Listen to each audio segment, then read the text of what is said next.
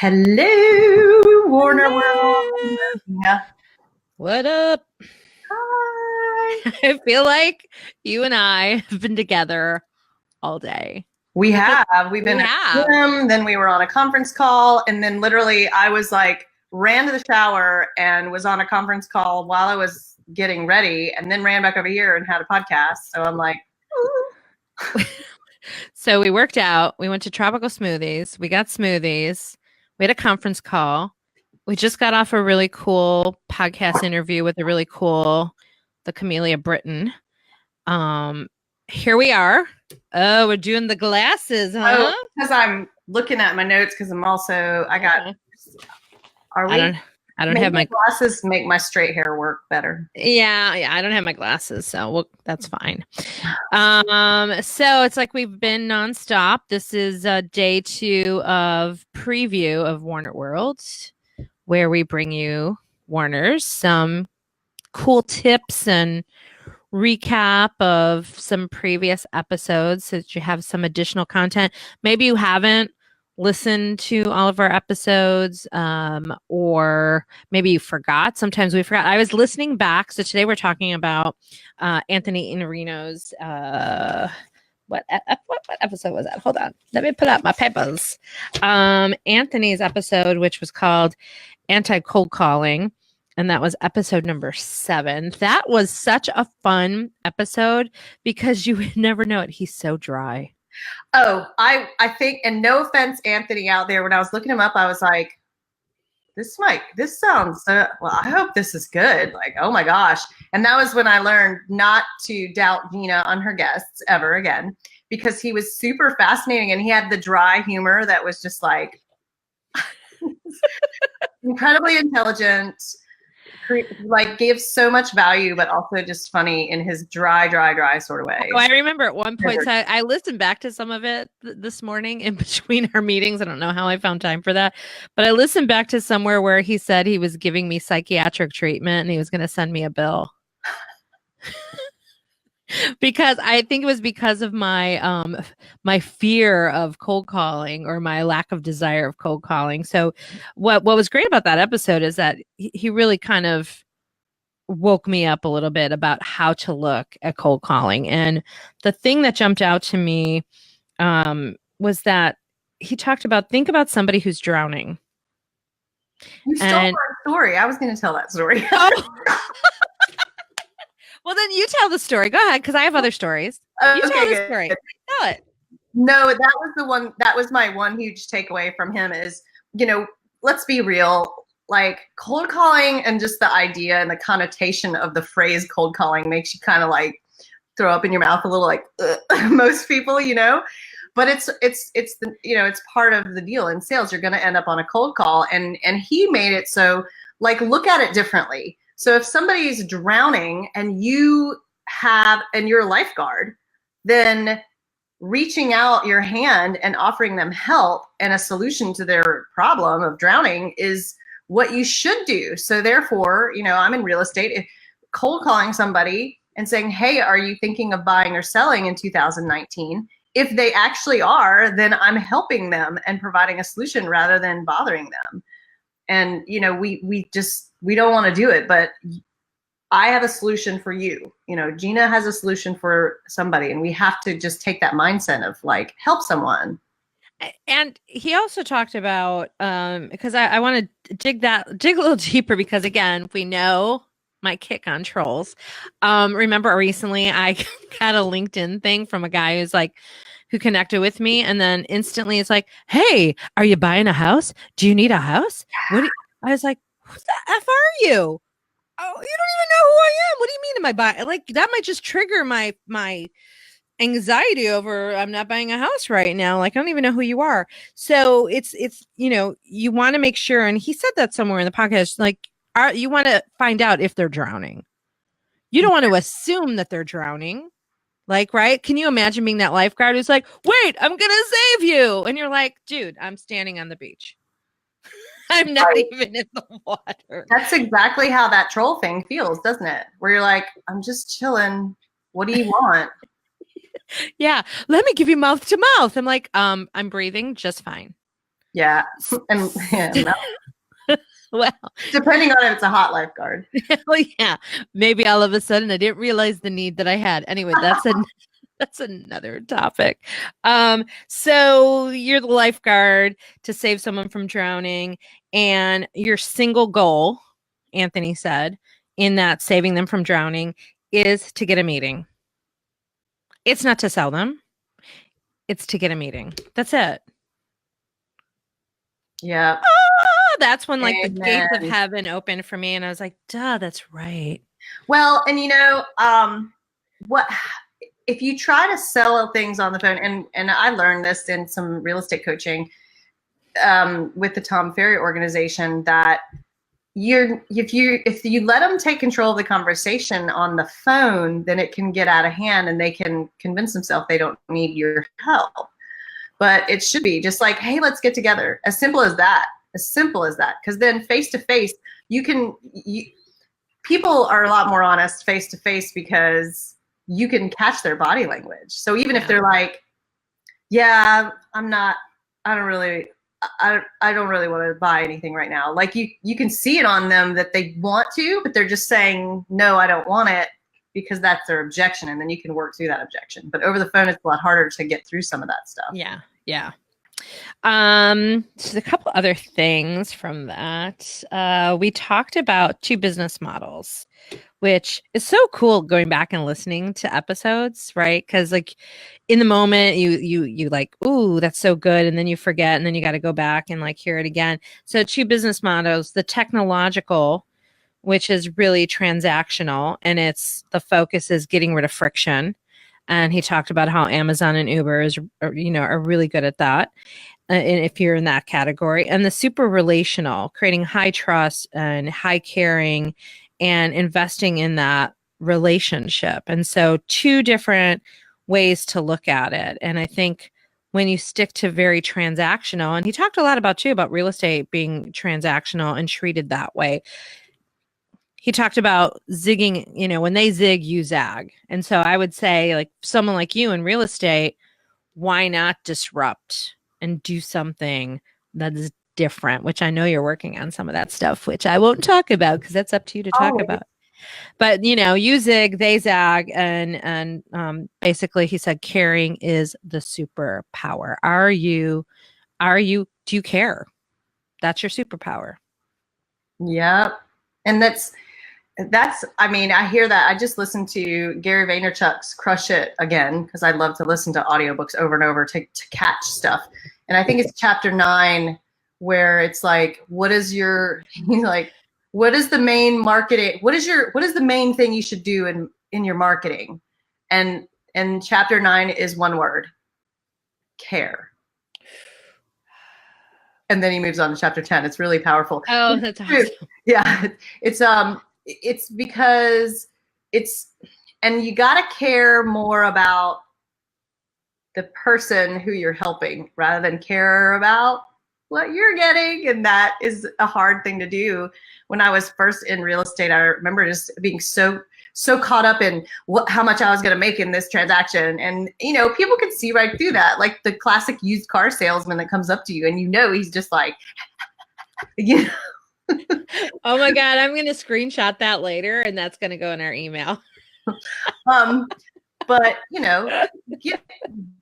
just give a shit about the person that is in front of you, because that's how you want to be treated. I know I want to be treated like you give a shit, not just that you want my money. Because I know if you're there working in the used car lot, I know you want my money. So, we already know that. It goes back to everything I say about selling is like dating. Like, at least woo me, build a relationship with me, make you think that you're in love with me. I'm more likely to put out then. You know what I mean? I mean, put out money. I'm going to put out my money. You know what I'm saying. Other highlights from that episode, he talked about, because we talked about EQ and IQ, right? Because I'm big into emotional intelligence. And he brought up something I had never heard: MQ, moral intelligence, a set of values that you would have as a trusted advisor. So are you functioning from a place of having moral values, right? That's a whole nother piece of the pie. And while he loves empathy, and then we joked about how he wrote the foreword to one of Jeb Blount's books, which I'm trying to get him on our show, by the way. I'll just keep knocking him down for that. While empathy is great, and empathy is about understanding, what's greater is compassion. So empathy is understanding where someone is coming from. And he gave such a great example. It's like you're understanding that someone's shoes are hurting their feet, but compassion is willing to do something like to get them a new pair of shoes, right? So empathy is great, but it's really kind of sitting there by itself if there's no compassion attached to it. And that's just a really good reminder, right? That goes back to the caring thing. So while I am constantly preaching empathy, I got to remember to also preach compassion. Yeah, and it's a whole nother level of really, really trying to understand what's going on. I mean, I know there's plenty of people out there that are also in real estate because, like I say, you can like throw a rock and hit a realtor around here in any town. But, we've all been through it where you work and work and work towards a listing or towards a sale or with a client, as you do, Gina, of trying to get a contract in an engagement. And then all of a sudden something happens and they're like, oh, well, this happened and I can't.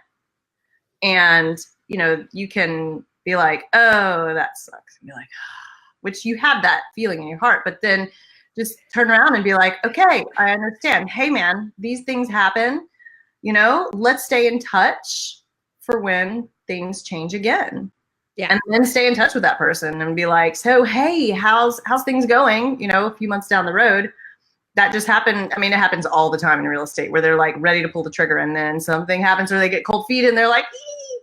But you just have to not be phased too much by it and just catch up with them again soon. Gives you a great reason to touch on that person again. Like which is a great or this reminds me of an upcoming episode that hasn't aired yet with Jerry Acuff.